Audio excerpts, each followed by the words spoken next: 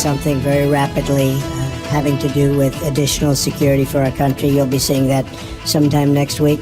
In addition, we will continue to go through the court process, and ultimately, I have no doubt that we'll win that particular case.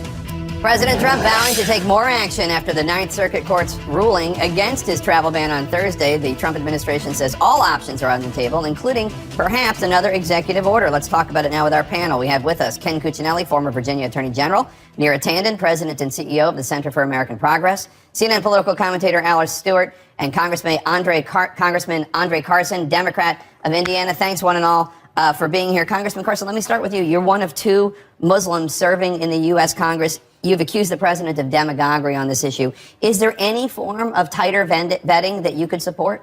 It takes 18 to 24 months to vet as it stands right now. I think Mr. Trump has already shown his hand.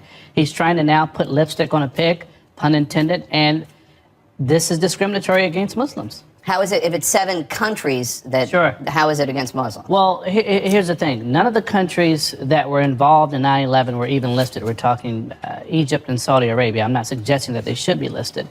But this is hurting our partnerships internationally. We rely on these countries for intelligence. We rely on these countries for the investments that have been made by those folks who come to this country, start businesses, and they're hiring Americans and putting Americans back to work. Jake, in terms of this being a Muslim ban, look, if this was a Muslim ban specifically targeted at Muslims, they would have gone after every 51 Muslim majority country. However, they're only focused on 7 that were identified under the Obama administration. And that is critical to remember. And with regard to 9/11, a Senate committee came out last year and said that since 9/11, 60 people from these 7 countries have committed acts of terrorism in the United States, not to mention ones they've carried out in Europe. So that is a serious concern. In the U.S. and Europe, you mean? Yes, absolutely. Look, America's not Europe. This is a precursor to ultimately discriminate against Muslims worldwide. He's using the language of religion to enforce his policies, and it simply will not work, as evidenced by the protests we've seen. Look, I think the issue here is the court adjudicated this, and they said you can take into account the president's words in the campaign to look at what happened here. He called it a Muslim ban. He called it a Muslim ban multiple times. It's not my words, it's his words. And then the court looked at this. So we had Republican and Democratic judges who were nominated by Republicans and Democrats so far unanimously say that this is beyond his purview. And, you know, actually, no one's arguing, at least I'm not arguing, that there can be additional vetting, but the reality of this is it was sloppily put together, and that they are actually, in a way, I think, to get to Muslim ban, and that's why the court found as it did. Okay. Yeah, this is radically overbroad of an injunction. By the Ninth Circuit. Oh, it's outrageous. It gives constitutional rights to, just to pick one of the countries, to Somalians who have never been to this country, who have never had a visa. 99.99% of the people covered by this executive order have no constitutional rights, have no claims to anything, and yet this court, beyond even what the Washington Attorney General asked for, gave an injunction against all of that. It is outrageous. So do you think, if you were advising President Trump, would you say, take this to the Supreme Court, you can win? No, as I've said on this network earlier this week, rewrite this order. You've now got the set of complaints from the court, basically. Write a separate order for each category identified.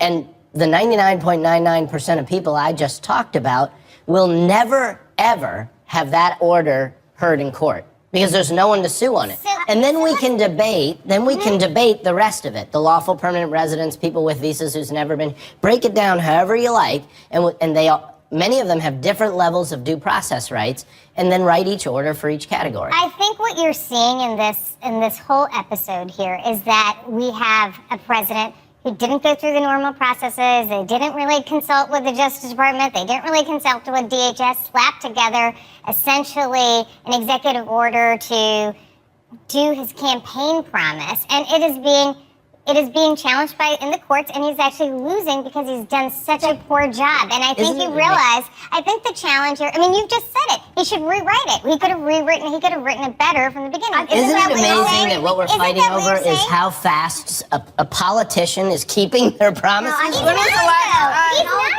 not keeping his promise. We can all agree that this rollout was shoddily done. That's understandable across the board. But look, the fact that the 3-judge panel referenced comments Donald Trump made on the campaign trail and didn't at all reference the actual statute that is the foundation of this executive order, 1182, which gives the president the authority to suspend entry of aliens into this country that he deems detrimental to this country. That speaks volumes. That speaks volumes that this is a political ruling by the court, and I think I agree with Ken. We need to rewrite it in a more strict order, but I think with regard to the appeal to the Supreme Court, we need to slow roll the appeal and fast track the nomination of Gorsuch. So I just want to show this tweet by Donald Trump on February 5th. Just cannot believe a judge would put our country in such peril. If something happens, blame him and court system, people pouring in. Bad! Exclamation point. Harvard Law professor Lawrence Tribe called this not just preemptive scapegoating, but an attack on the role and rule of law. Congressman?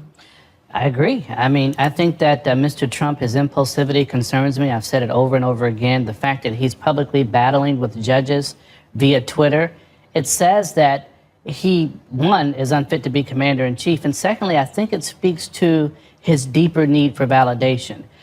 He hasn't demonstrated the same kind of policy depth as a President Obama or President Clinton.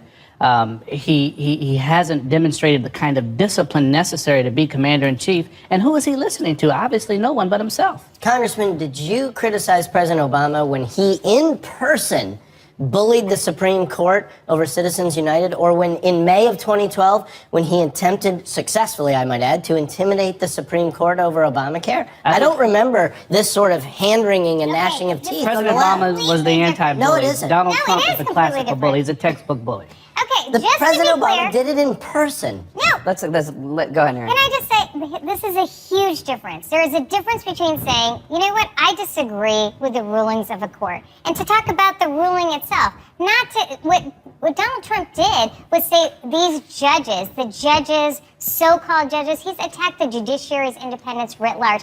If Barack Obama had gone to the well of the Congress and said, these judges have no right to make a decision about Citizens United, or they're imperiling us at writ large, that would be very different than saying, you know, I disagree with the ruling you had. Every politician has a right to say the merits of a decision. What's a problem with Donald Trump, and what should worry constitutionalists who for years have been lecturing liberals about separation of powers, is the fact that this president is attacking a separate part of branch of government as if it doesn't have any say. Ken, And I'll I come to you don't need first to next. lecture over the years. We're going to take a very quick break.